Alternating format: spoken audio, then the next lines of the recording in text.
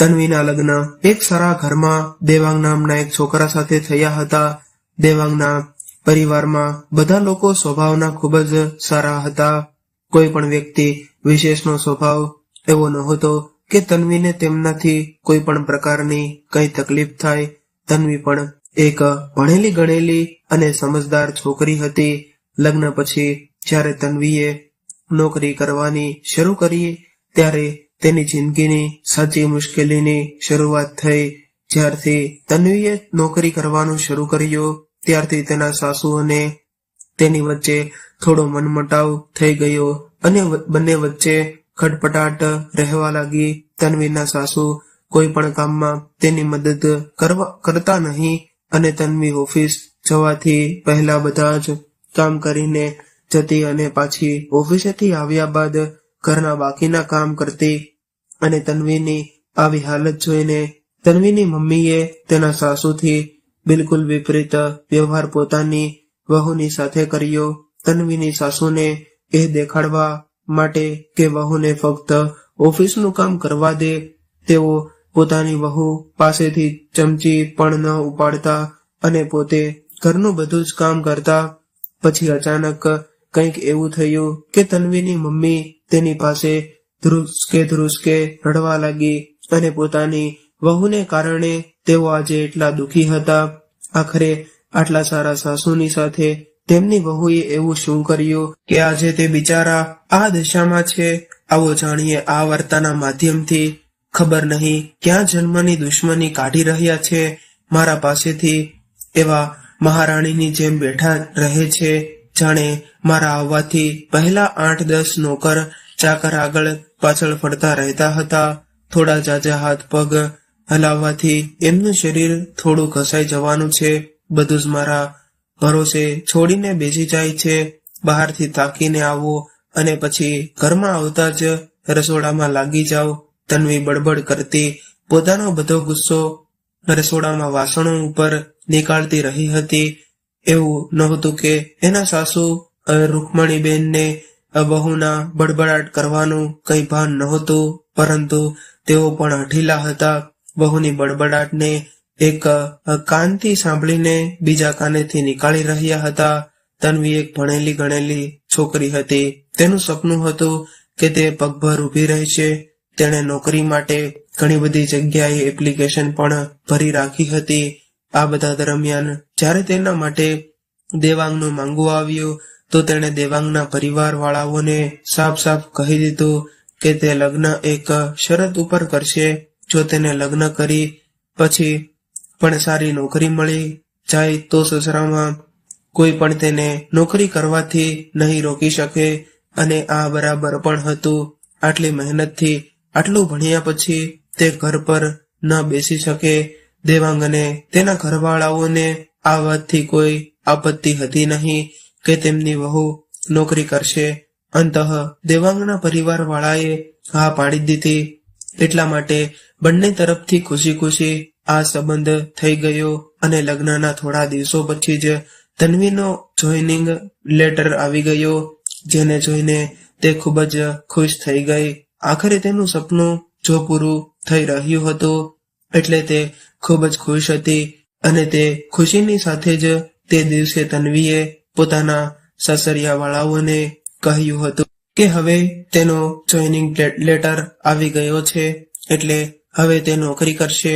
એટલે તેના સાસુ રૂકમણીબેને આખા પરિવારની સામે કહી દીધું હતું કે વહુ નોકરી કરે એનાથી મને કોઈ આપત્તિ નથી અને હું એમ પણ નહીં કહું કે એ પહેલા આખા ઘરનું કામ કરે પછી નોકરી પર જાય, પરંતુ હું પણ હવે પહેલાની જેમ આખું ઘર નહીં સંભાળી શકતી.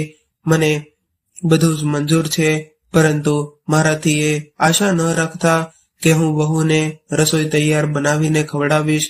મને ખબર છે કે જો એક વખત હું આ વમળમાં ફસાઈ ગઈ તો જિંદગી પર નીકળી નહીં શકું.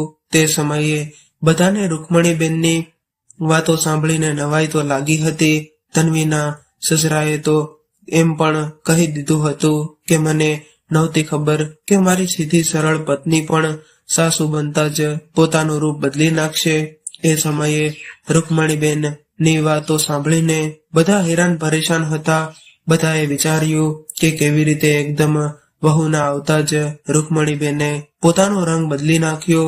લગ્નની પહેલા જ પણ તમે તો બધા કામ કરતા હતા ને મમ્મી, દેવાંગે ખૂબ જ સરળ સ્વભાવમાં કહ્યું. તો રૂકમણીબેને તેનું મોઢું બંધ કરી નાખ્યું, એમ કહીને કે 4 દિવસ પછી થયા ઘરવાળીને આવે અને મા સામે સવાલ જવાબ કરવાનું શરૂ કરી દીધું. તે દેવાંગ બિચારો શું કહી શકવાનો હતો, તે ચૂપ થઈ ગયો અને તન્વીએ પણ કંઈ પણ કહ્યું નહીં. પરંતુ તેના સસરાએ આ બધી વાતોને જોતા રૂકમણીબેનને સમજાવવાની કોશિશ કરી. તેઓ બોલ્યા કે રૂકમણી, તું અચાનકથી આવું કેવી રીતે કહી શકે? તન્વીએ પહેલા જ આપણને કહી દીધું હતું કે તે લગ્ન પછી પણ નોકરી કરવા માંગે છે અને આપણે પણ એને આ વાતની રજામંદી આપી હતી. તો પછી હવે જ્યારે લગ્ન થઈ ગયા છે ત્યારે તું તન્વીને ના ન કહેતા પણ મનાઈ કરી રહી છે. એટલે રૂકમણીબેન બોલ્યા, તમારે જે વિચારવું હોય તે તમે વિચારી શકો છો, પરંતુ મારો નિર્ણય નહીં બદલે. બધાએ કોશિશ તો ઘણી કરી, પરંતુ આ બધી વાતોની રૂકમણીબેન ઉપર કોઈ અસર થઈ નહીં.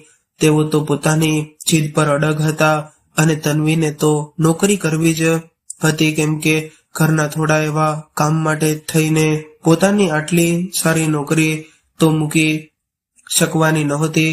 અને બીજી બાજુ તેના પતિ અને સસરાએ પણ નોકરી કરવાની પરવાનગી આપી દીધી હતી. તો પછી તે ક્યાં રોકવાની હતી? હવે તન્વી, દેવાંગ અને તન્વીના સસરા બેઠા બેઠા આ સમસ્યાનો ઉપાય શોધવામાં લાગેલા હતા કે કઈ રીતે બંને વસ્તુઓને હેન્ડલ કરવામાં આવે. કોઈ એવો ઉપાય કે જેનાથી તન્વી નોકરી પણ કરી શકે અને ઘરના કામ પણ. ઘણો વિચાર કર્યા પછી દેવાંગે એક નોકરાણી રાખી લેવાનો સુઝાવ આપ્યો, પરંતુ આજકાલ સોશિયલ મીડિયા પર ચાલતી ખબરોને લીધે તેની હિંમત ન થઈ અને તન્વીએ કહ્યું કે આપણા પરિવારમાં આપણે છીએ કેટલા, 4 લોકોના કામ માટે થઈને આટલો બધો ખર્ચો શું કામ વધારવો? પરંતુ પછી તન્વીના સસરાએ પણ દેવાંગને કામવાળી રાખવાનો આઈડિયા સારો લાગ્યો અને તેમણે થોડાક ઓળખીતા લોકોને કામવાળી શોધવા માટે કહ્યું. આખરે ઘણું સમજી વિચારીને આ સમસ્યાનો એક ઉપાય કાઢવામાં આવ્યો કે ઘરના કામો માટે થઈને, જેમ કે વાસણ, કચરા, પોતા, કપડાં વગેરે માટે એક કામવાળી અને રસોઈ બનાવવા માટે થઈને એક રસોઈયાણી રાખવામાં આવે. રસોઈ બનાવવા વાળી સવારે અને સાંજે આવીને રસોઈ બનાવીને જતી રહેતી અને તન્વીનું કામ હતું ઓફિસેથી આવ્યા પછી બસ જમવાનું પરોસવાનું. સારી રીતે જ દિવસો વીતી રહ્યા હતા અને તન્વીના લગ્નને 2 વર્ષ થઈ ગયા હતા. હવે તો તન્વી અને બાકીના બધા ઘરવાળાઓને આ રૂટીનની આદત થઈ ગઈ હતી, પરંતુ મુશ્કેલીઓ તો ત્યારે પડતી હતી જ્યારે ક્યારેક રસોઈ બનાવવા વાળી છુટ્ટી લઈ લેતી હતી. એવું જ કંઈક હમણાં 2 દિવસોથી થઈ રહ્યું હતું, જેને કારણે તન્વી ખીચાયેલી હતી. ઓફિસેથી આવીને રોટલીઓ બનાવીને તેને ખૂબ જ છણછટ લાગતી હતી. આમ તો રૂકમણીબેન આ દિવસોમાં થાક સુધારીને બનાવી નાખતા હતા, પરંતુ વહુના ઓફિસેથી આવી ગયા બાદ રસોડા સામે જોતા પણ નહીં. એ સમયે તન્વીને પોતાની બેઠેલી સાસુ ખૂબ જ ખટકતી હતી. તે બળબળવાતી રહેતી અને રોટલીઓ બનાવતી રહેતી. પછી પોતાની મા સાથે ફોન પર ભરીને ફરિયાદો કરતી. ત્યાર પછી તેને થોડીક શાંતિ મળતી. થોડા દિવસો પછી તન્વીના ભાઈના લગ્ન પણ નક્કી થઈ ગયા. તન્વીની થવાવાળી ભાભી પણ નોકરી કરતી હતી. તન્વીની મમ્મીએ સગાઈ સમયે ખુશ હતા કહી દીધું કે ભાઈ, હું તો બીજા સાસુઓની જેમ નથી જે વહુના આવ્યા બાદ હાથ ઉપર હાથ ધરીને બેઠા રહે. જ્યારે અત્યાર સુધી આખું ઘર સંભાળી રહી હતી, તો હવે શું કામ નહીં મારી વહુને મારા તરફથી પૂરી છૂટ રહેશે. જ્યારે એક માં પોતાના દીકરાઓને રોટલીઓ બનાવીને ખવડાવી શકે છે, તો વહુને શું કામે ન ખવડાવી શકે? વહુ તું નિશ્ચિત થઈને નોકરી કરજે, રસોડું હું સંભાળી લઈશ. તન્વીની મમ્મીના ઉચ્ચ વિચાર સાંભળીને તેની થવાવાળી ભાભી તો આખો પરિવાર અને ખુદ તન્વી પણ ગદગદ થઈ ગયા. વાહ મમ્મી, તમે કેટલું મોટું મન રાખો છો. કાશ મારા સાસુ પણ તમારા જેવા હોત, તન્વીએ આનંદ અને અફસોસ સાથે કહ્યું. પરંતુ મારી કિસ્મતમાં આ સુખ ક્યાં? ઉદાસ થતી તન્વી બોલી. મારા સાસુને તો બસ હુકુમ ચલાવવાનું આવડે છે. મને ગર્વ છે કે મારી માં આટલા ખુલ્લા વિચારોની છે. પોતાની ચીડચીડાહટ કાઢતા તન્વી બોલી. અરે, ઘરે આવીને તન્વી દેવાંગ અને પોતાના સાસુ સસરાની આગળ પોતાની મમ્મીના વિચાર બતાવીને ખૂબ જ ગર્વ કરી રહી હતી. તે પોતાના સાસુને સંભળાવવા લાગી. તે બોલી કે પપ્પા, મારા મમ્મીએ તો મારી થવાવાળી ભાભીને સાફ સાફ કહી દીધું હતું, બેટા હું તો લગ્ન પછી પણ બધું કામ સંભાળી લઈશ, બીજા સાસુઓની જેમ નહીં કે વહુને નોકરાણી સમજીને તેના આવતા જ મહારાણીઓની જેમ હાથ પગ હાથ રાખીને બેસી જાય. એવો મારો દીકરો અને દીકરી છે, જેમ જ તું પણ છે. જ્યારે તે ઘરે બેસીને ખાય છે તો હું તને શું કામ ન ખવડાવી શકું? મારી મમ્મીની આ વાત સાંભળીને તો મારી થવાવાળી ભાભી અને તેનો આખો પરિવાર ફૂલ્ય ન સમાણો. તે બધા મારી મમ્મીના વિચારના ખૂબ જ વખાણ કરી રહ્યા હતા. અહીં સુધી કે હું પોતે પણ આશ્ચર્યચકિત હતી કે તે જોઈને કે કોઈ સાસુના વિચાર પણ આટલા સારા હોઈ શકે છે. એટલે તન્વીના સસરા બોલ્યા, હા સાચે માં બેટા, તારી મમ્મીના વિચાર ખૂબ જ સારા છે. પરંતુ તન્વીના સાસુ ઉપર આ વાતની કોઈ પણ અસર થઈ નહીં. તેઓ આ બધું સાંભળીને ત્યાંથી ઊભા થઈને જતા રહ્યા અને કંઈ બોલ્યા નહીં. હવે તન્વીના ભાઈના લગ્નની બધી વિધિ પણ શરૂ થઈ ગઈ હતી. હલ્દી, મહેંદી, સંગીત અને જોતજોતામાં એ દિવસ પણ આવી ગયો જ્યારે તન્વીના ભાઈના લગ્ન થઈ ગયા અને થોડા દિવસો પછી જ તન્વીની ભાભીએ પોતાની નોકરી જોઈન્ટ કરી લીધી અને તન્વીની મમ્મી પણ પોતાની વહુને હથેળી ઉપર રાખતા હતા. સવારનો તો તેઓ નાસ્તો, ટિફિન પછી રાતનું જમવાનું પણ તૈયાર રાખતા હતા. પોતાના હાથે પીરસીને બધાને જમાડતા પણ હતા અને તેમની વહુ પણ મમ્મીજીને પોતાની પસંદ ના પસંદ જણાવતી રહેતી હતી, જેને તન્વીના મમ્મી ખૂબ જ પ્રેમથી પૂરી કરવામાં લાગેલા રહેતા. ખુશી ખુશી દિવસો વીતી રહ્યા હતા. પરંતુ આ પ્રક્રિયા ધીરે ધીરે હવે ઉદાસીનતામાં બદલી રહી હતી, કેમ કે તન્વીની મમ્મીની વધતી ઉંમરમાં તેમના માટે હવે ઘરનું તે કામ, જેને તેઓ થોડુંક એવું કામ કહેતા હતા કે તે જ કામ કરવું તેમના માટે ભારી પડવા લાગ્યું. તેઓ ઘરનું બધું કામ કરતા કરતા ખૂબ જ થાકી જતા હતા. સવારે સૌથી પહેલા ઉઠી જતા અને પોતાના દીકરા, વહુ અને આખા પરિવારનો નાસ્તો તૈયાર કરતા. પછી બધા પોતપોતાના કામ પર નીકળી જતા અને તેઓ બિચારા એકલા ઘરનું બધું કામ પતાવતા રહેતા. હવે ધીરે ધીરે આ બધી વાત સામાન્ય થઈ ગઈ અને કોઈને પણ એટલો સમય હતો નહીં કે તેઓ તે વૃદ્ધ સ્ત્રીને કોઈ પણ મદદ કરી લે. હવે તો ધીરે ધીરે તન્વીની ભાભીને કંઈ પણ ના કરવાની આદત પડી ગઈ હતી. એક દિવસ જ્યારે તન્વી ફોન ઉપર પોતાની મમ્મી સાથે વાત કરી રહી હતી તો તેના મમ્મી બસ રોઈ પડ્યા કે બેટા, હું આટલું કામ કરું છું તારી ભાભી માટે થઈને, છતાં પણ તેને મારી જરાય કદર નથી જ નહીં. અરે, મારી આપેલી છૂટ હવે મારા ઉપર જ ભારી પડવા લાગી છે. શું થયું મમ્મી, તમે આમ કેમ બોલી રહ્યા છો? તમે તો ભાભીનું મારા કરતા પણ વધારે ધ્યાન રાખો છો ને. શું ભાભી એ તમને કંઈ કહી દીધું? તન્વી બેચેન થતા પૂછવા લાગી. કંઈક શું બેટા? હવે તો બધું જ તે મને કહે છે.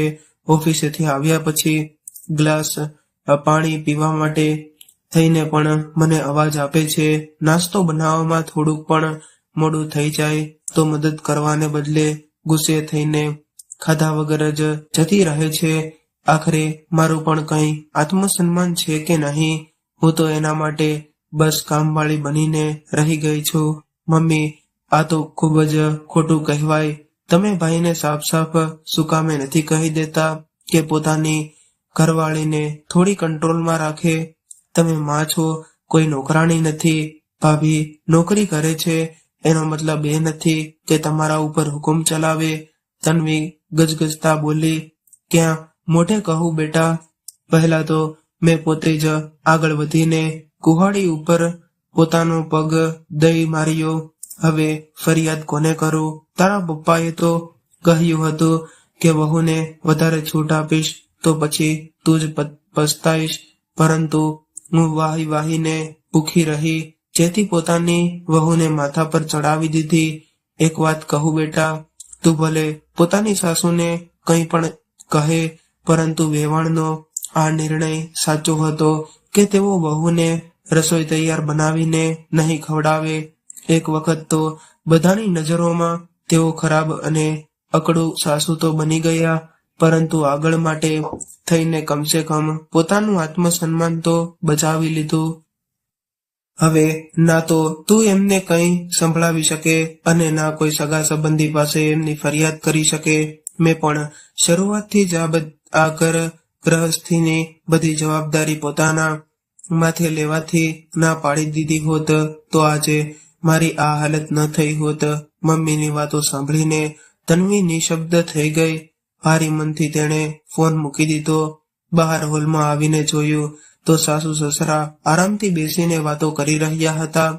વાતો કરતા કરતા તેના સાસુ પોતાના નખ ઉપર નેલ પેન્ટ લગાવી રહ્યા હતા, જેને જોઈને તેના સસરા તેમને ચીડાવી રહ્યા હતા. હવે ગડપણમાં આ ફેશન કરીને કોને દેખાડીશ? મારી તો નજર પણ કમજોર થઈ ગઈ છે. મારે કોઈને દેખાડવું નથી. હું તો પોતાની ખુશી માટે થઈને લગાડું છું. આખી જિંદગી તો ઘર ગ્રહસ્થીમાં વ્યસ્ત રહી. હવે અવકાશનો સમય આવ્યો છે તો પોતાના શોખ તો પૂરા કરી લઉં. ખબર નહીં ક્યારે ભગવાનના ઘરેથી તેડાવો આવી જાય. તન્વીના સાસુ હસીને બોલ્યા. ખબર નહીં કેમ તન્વી આજે પોતાના સાસુની વાતો સાંભળીને ચીડાઈ નહોતી રહી, પરંતુ તે પણ મુસ્કુરાઈ પડી. પછી સાસુ તો કહી રહ્યા છે, મમ્મી, એક ગૃહિણીને પોતાના માટે સમય મળે જ ક્યારે? પહેલા પોતાના બાળકોને ઉછેરીને મોટા કરો, પછી કામકાજ કરવા વાળી વહુ આવી જાય તો એને અને તેના બાળકોને સંભાળો. કાશ મારી મમ્મીએ પણ મારા સાસુની જેમ પહેલા જ કહી દીધું હોત કે વહુને રોટલીઓ બનાવીને નહીં ખવડાવી શકે. અને તન્વી પોતાની મમ્મી વિશે વિચારીને થોડીક દુઃખી રહેવા લાગી. અને આ વાત તેના ઘરમાં પણ બધાને નોટિસ કરીને તન્વી હવે પહેલાની જેમ ખુશ નહોતી રહેતી. તે હંમેશા કંઈક વિચારમાં ડૂબેલી રહેતી. રૂકમણીબેન પણ પોતાની વહુને ઉદાસ જોતા તો તેમને ગમતું નહીં. એક દિવસ તન્વી જ્યારે ઓફિસેથી પાછી આવી તો રૂકમણીબેને તેને પોતાની પાસે બેસાડી અને તેને તેની ઉદાસીનતાનું કારણ પૂછ્યું.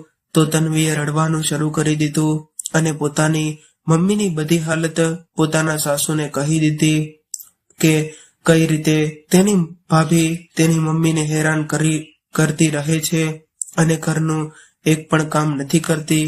જ્યારે જુઓ ત્યારે મારી મમ્મી ઉપર હુકુમ ચલાવતી રહે છે. રૂકમણીબેનથી પોતાની વહુની આ હાલત જોવાણી નહીં અને તેમણે તન્વીને કહ્યું કે બેટા, તું ચિંતા ન કર, મારી પાસે આનો એક ઉપાય છે.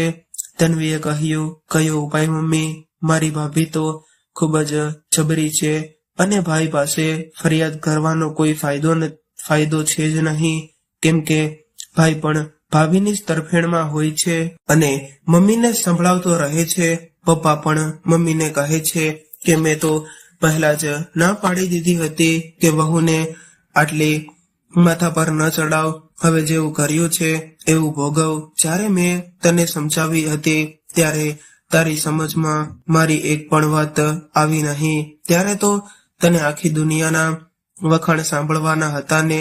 તન્વીએ રડતા રડતા પોતાની સાસુને કહ્યું, મમ્મી, કંઈ પણ કરીને મારી ભાભીને અકલ ઠેકાણે લઈ આવો, નહીતર મારી મમ્મીની બાકીની આખી જિંદગી નરક બની જશે. ત્યારે રૂકમણીબેન બોલ્યા કે તન્વી, તું પોતાની મમ્મીને આપણા ઘરે બોલાવી લે.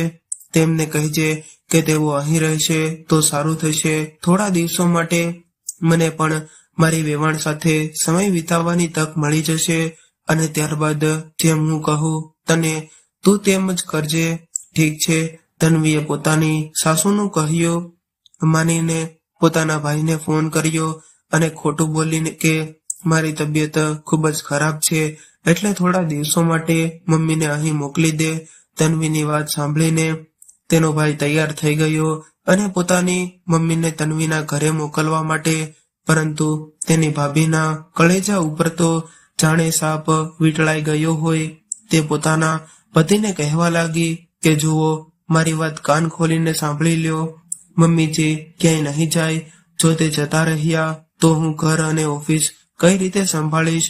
એટલે તન્વીનો ભાઈ બોલ્યો કે થોડાક જ દિવસોની તો વાત છે, તન્વી ઠીક થઈ જશે તો તરત જ મમ્મીને લઈ આવીશ. જેમ તેમ કરીને તેણે પોતાની પત્નીને મનાવી લીધી અને પોતાની મમ્મીને તન્વીના ઘરે મૂકી આવ્યો.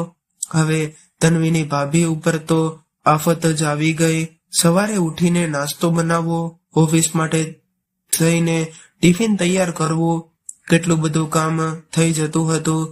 હવે તેને ખબર પડી રહી હતી કે ઘરમાં કેટલા બધા કામ હોય છે અને સાસુના રાજમાં તેણે કેટલા જલસા કર્યા હતા.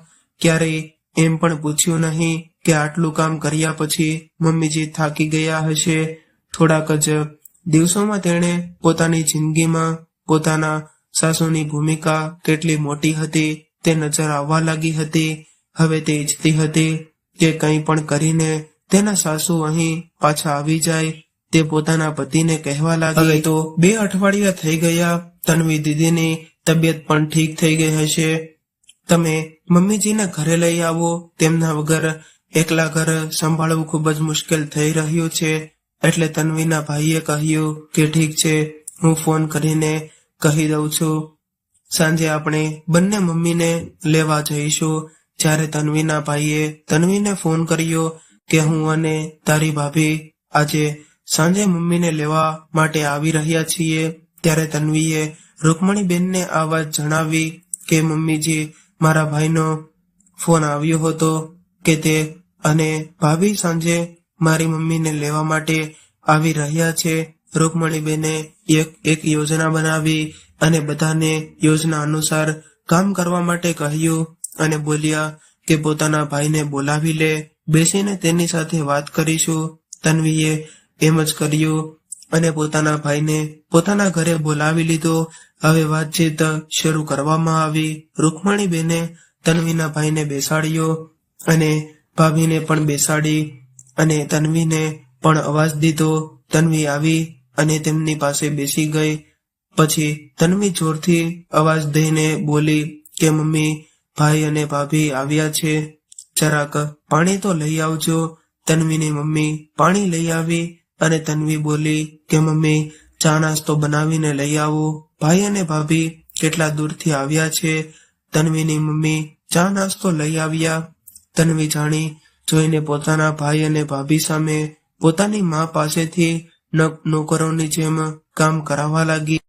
મમ્મી, આ કરી નાખો, તે કરી નાખો, આવી રીતે કરી લ્યો, ત્યાં મૂકી દો. પોતાની મમ્મીની આ હાલત જોઈને તન્વીના ભાઈથી રહેવાયું નહીં. તે કંઈ બોલે તેનાથી પહેલા જ તન્વીએ પોતાની મમ્મીને સાફ સફાઈ કરવા માટે કહ્યું તો તેના ભાઈથી રહેવાયું નહીં અને તે તન્વી પર ખીજાઈને બોલ્યો કે તે તો કહ્યું હતું કે તન્વી કે તારી તબિયત ખરાબ છે એટલા માટે મમ્મીને અહીં મોકલી દઉં, પણ તે તો મારી મમ્મીને અહીં લઈ આવીને નોકરાણી બનાવી દીધી. તને જરા પણ શરમ ન આવી? તું મમ્મી પાસે આ ઉંમરમાં પણ આટલું બધું કામ કરાવી રહ્યો છે. ત્યારે તન્વીના સાસુ રૂકમણીબેન બોલ્યા, વાહ બેટા, તારી બહેને પોતાની મમ્મી પાસે થોડું એવું કામ કરાવી લીધું તો તને આટલું ખરાબ લાગી ગયું, અને જ્યારે તારી પત્ની દિવસ રાત પોતાના ઘરમાં તેમને નોકરોની જેમ કામ કરાવડાવે છે ત્યારે તને એક પણ દિવસ દેખાણું નહીં કે તારી મમ્મીની ઉંમર કેટલી છે અને તારી પત્ની તેમની પાસે કેટલું કામ કરાવડાવે છે. અરે તે તો પારકા ઘરેથી આવી છે, કમસે કમ તું તો તેમનો દીકરો છે ને, તને તો તેમની તકલીફ દેખાવી જોતી હતી ને. બિચારા વેવાણે ક્યારે પણ તન્વી અને તારી પત્નીમાં કોઈ ફરક કર્યો નથી, અથવા તો એમ કહી લ્યો કે તેમણે તન્વીને પણ કેટલો પ્રેમ નથી કર્યો હોય એટલો તારા પત્નીને કર્યો છે. તેથી તેની પસંદનું ખાવાનું બનાવીને ટિફિન પેક કરવું, તેની દરેક નાની મોટી જરૂરિયાતોનું ધ્યાન રાખવું, અને બદલામાં તારી પત્નીએ શું કર્યું, તેમને નોકરાણી બનાવીને રાખી દીધા. ત્યારે તારી જીભ શું કામ ઉપડી ન ઉપડી, અને કે આ મારી માં છે, કોઈ નોકર નહીં. તું ત્યારે ક્યાં સૂતો હતો જ્યારે તારી પત્નીને એક ગ્લાસ પાણી પણ જોતું હતું, ત્યારે પણ તે તારી મમ્મીને અવાજ દેતી હતી. નોકરી કરે છે તો એનો મતલબ એ તો નથી કે તે પોતાની મર્યાદા જ ભૂલી જાય. મારી વહુ એટલી પણ નાલાયક નથી કે પોતાની મમ્મી પાસે આવા કામ કરાવડાવે. પછી તન્વીની ભાભીને કહેવા લાગ્યા, અને હા, તારી જાણકારી માટે કહી દઉં કે કદાચ તું ભૂલી રહી છો કે તું એકલી નથી જે નોકરી કરે છે.